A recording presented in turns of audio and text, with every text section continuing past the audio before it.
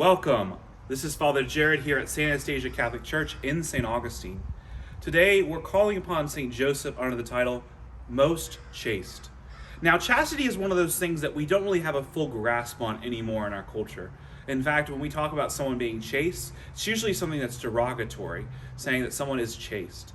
And yet, the Litany of Loretto, when it calls upon Mary, one of the titles it uses is Mother Most Chaste. And we know in the divine praises at the end of adoration, we call St. Joseph the most chaste spouse. And it makes total sense because Mary and Joseph came together in marriage and so became one flesh. And in a way, it's like their hearts became one. And so St. Joseph is this great model of chastity for each and every one of us.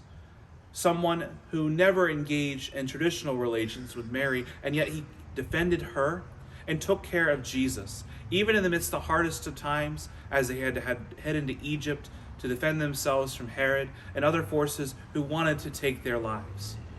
But this title of chastity is very important. In fact, the same way that we have the Immaculate Heart of Mary and the Sacred Heart of Jesus, on Wednesdays there's this special devotion to the chaste heart of St. Joseph. Of course, there has not been a feast yet declared for this chaste heart of St. Joseph.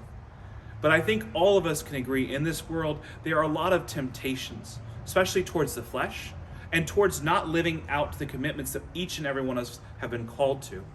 And so we should call upon St. Joseph when we find that certain things are calling us away from the commitments that we have made, whether in marriage or in our commitments to God.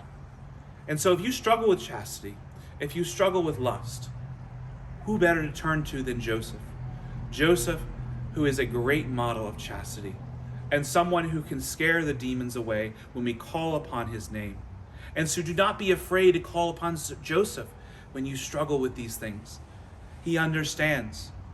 He was just like you and I, an imperfect man with two perfect people, and yet he persevered because he was dependent on God. Allow each and every one of us to please call upon the chaste heart of St. Joseph to intercede for us when we feel we are struggling in keeping the commitments that we have made. And if we do that, I think we can strengthen our marriages, we can strengthen the families, and all those who are dependent upon God the Father. Have a blessed day.